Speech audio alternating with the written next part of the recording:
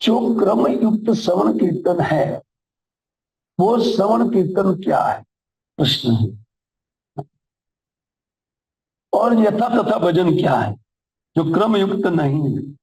क्रम युक्त अर्थ भक्ति विनोद ठाकुर सोपान बदली करने के लिए क्रम बोलते हैं। जैसे एक साधक एक सोपान पर पड़ा रहेगा तो भक्ति का रस उनको नीरसता में परिवर्तित हो जाएगा। ये तो हम करते ही हैं। जैसे रोज मंगला उठना, रोज जप करना, 16 माला, 4 नियम का पालन, वो करते करते एक दिन व्यक्ति उब जाएगा, क्योंकि वो साधन, वो विधि है। इस विधि से व्यक्ति भक्ति में लग सकता है ना, और इसको कुछ चस्का लग सकता है। तो ठीक नहीं लगा चस्का तो व्यक्ति के चित्त में एक उत्कंठा उत्पन्न हो। अभी तक कहते हैं, शास्त्र में लिखा है, साधन भक्ति से व्यक्ति राग भक्ति को पकड़ा, अनर्थ निवृत्ति उनकी होगी। मेरी अनर्थ निवृत्ति कब होगी?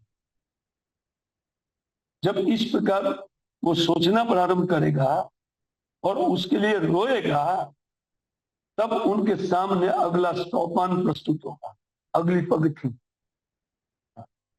इसको क्रम कहते हैं। ये क्रमिक श्रवण और कीर्तन है। इसका क्रम क्या है? सोपान, अगले क्रम में प्रवेश। तो सामान्य विधि भक्तिकारी जब अगले क्रम में प्रवेश करते हैं तो वो क्या है, वहां उनको एक रस उत्पन्न होता है। कैसे? जैसे हम लोग कीर्तन करते हैं, कीर्तन का आश्रय कोई व्यक्ति जब का आश्रय करता है, दोनों कीर्तन का ही आश्रय है।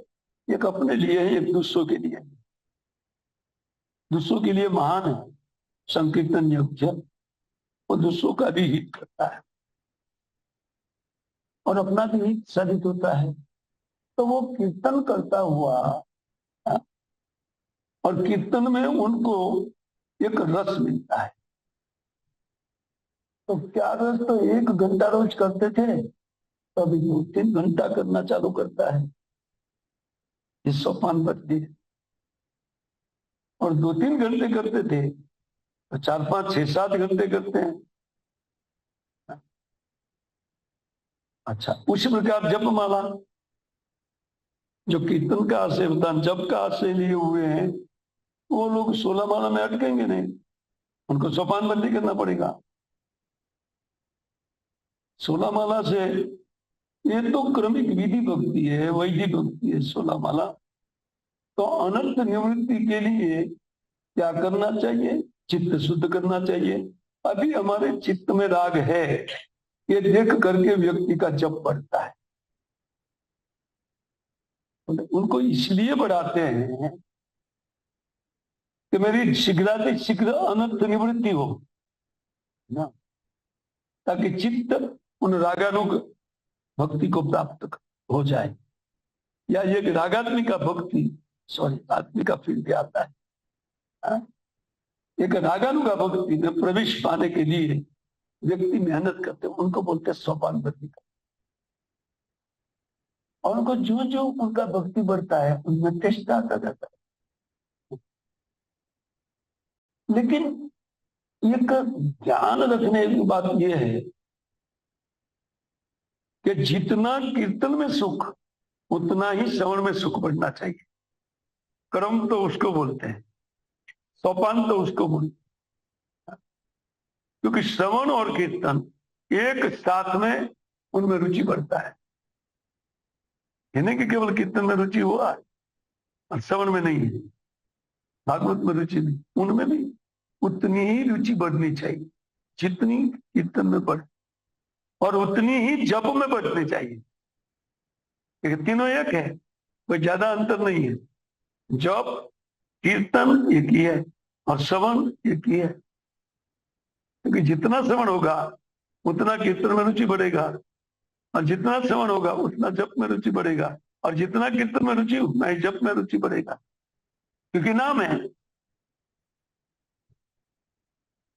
इसको कहते हैं सोपान। सब में रुचि के साथ एक अगला सोपान आता है। अच्छा, वो अगला सोपान क्या है? उसको विवेचन किया है भिक्षाम सिंधु,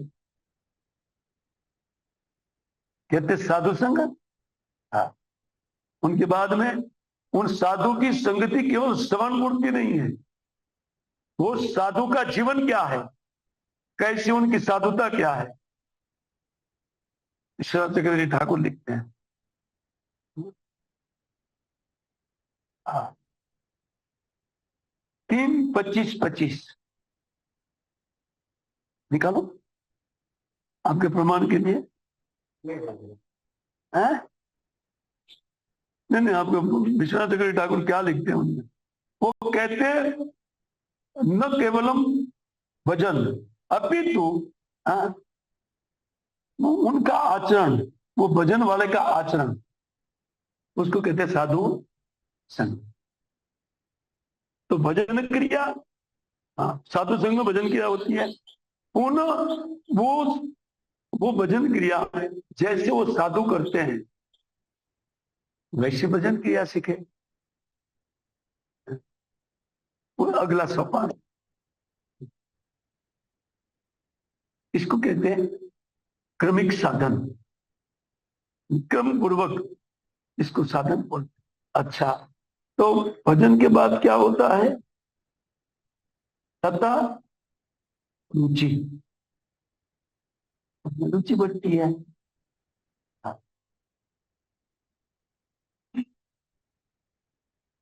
तो हमारा क्या होता है?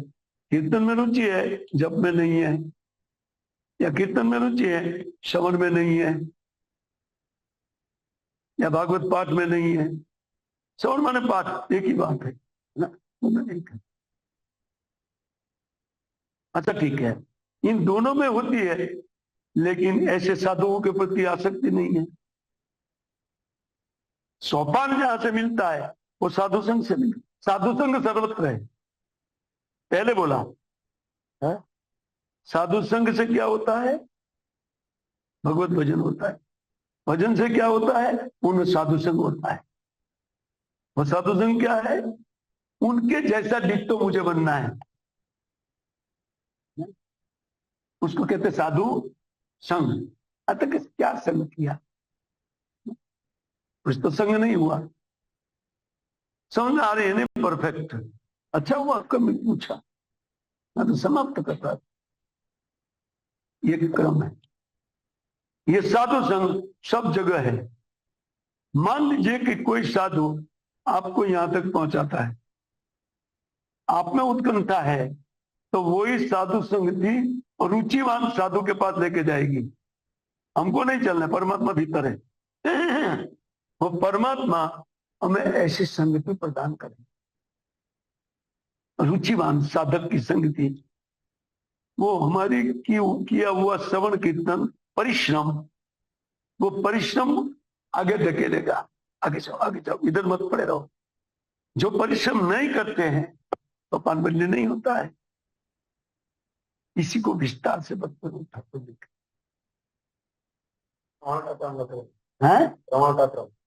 श्रवण। श्रवण में जो क्रम है, श्रवण क्रम क्या है? श्रवण क्रम ये है कि भगवत कथा, सारी भगवत कथा है, लेकिन भगवान के ऐश्वर्य की कथा, उनके माधुर्य की कथा, उनमें अंतर है। जैसे हम लोग पहले मैं जब पाठ करता था तो पंचम अध्याय ऐसे ही बिता देता था, वहां कुछ पल्ले नहीं पड़ता था। लेकिन जहां जहां भगवान की असुरों के साथ फाइटिंग है, वो 7वां खंड बहुत पसंद था मुझे ना। कैसे कैसे प्रहलाद महाराज को भगवान बचाते है ना, अलक्षित रूप में ना, उसमें बहुत जानकारी की। और कैसे हिरण्यकशिपु का वध, ओ हो, उनमें तो इतना मजा आता था। लेकिन आज वो वर्णन करना सजा जैसा लगता है। क्यों? क्योंकि विषय अलग हो गया है। तो भगवान का तत्व से विचार 9 स्कंद तक आता है। 10वें स्कंद में जब 9 स्कंद कोई व्यक्ति पार करता है बढ़िया से श्रवण कीर्तन करते हुए, तब उनकी कृष्णमति होती। क्योंकि इन सब अवतारों का मूल क्या है? तो फिर उनकी 10वें स्कंद में प्रीति होती है और फिर वहां से भाव पर व्यक्ति चलता है। उनकी भावना भगवान के प्रति एक भाव अगर चित्त में नहीं होता है और ऐसे ही हम श्रवण कीर्तन करते हैं या दूसरों को सुनाने के लिए करते हैं, वो भाव कभी उत्पन्न नहीं होगा 10वें स्कंद में, क्योंकि वो दूसरों के लिए, दूसरों को उत्पन्न हो सकता है। जैसे वो करची है, वो करची खूब परोसती है, मिठाई परोसती है, दूध पाक भी परोसती है, लेकिन उनको टेस्ट करची परोसती है खाली। करची जानते हैं ना, परोसा जाता है चीज, एकदम मिठाई परोसा जाता है। तो कई लोग करची जैसे परोस देते हैं, लेकिन करची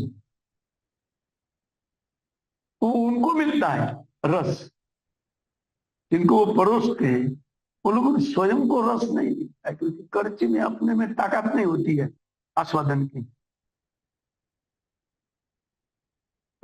ये बहुत सारी बातें हैं इसमें। अब जब क्रमिक पूछा, तो करची बन के नहीं रह जाना चाहिए, उसी कथा का आस्वादन। अभी मुझे किस कथा में प्रेम है व्यक्ति देख सकता है अपने से। अभी भी ऐश्वर्यमय कथाओं में प्रेम है, तब तक हमारा अधिकार 9वें स्कंद तक है। बीच बीच में कृष्ण कथा आती है, वो चस्का लगाने के लिए दिया है बीच बीच में, लेकिन प्योर कृष्ण कथा तो प्रारंभ होती है 10.1 से। फिर वो व्यक्ति अपने लिए पाठ उठाएगा 10वें स्कंद, है ना। वो 10वें स्कंद में वो टेस्ट प्राप्त करेगा और 9वें स्कंद की कथा भी करता रहेगा। जैसी पब्लिक सामने ऑडियंस क्या है उसको देख करके उठाता है हरि कथा, पूरा ज्ञान जीव ईश्वर माया कभी नहीं करके बैठता है। ईश्वर का व्याख्या आता ही आता है। केवल जीव ईश्वर माया में नहीं, ईश्वर की प्रधानता रहती है, माया गौण रहती है, बीच में जीव है। उस जीव को उठाने के लिए ऐश्वर्य युक्त कथा है, वो परोसता है, वो दूसरे के लिए परोसना है और अपने लिए पाठ 10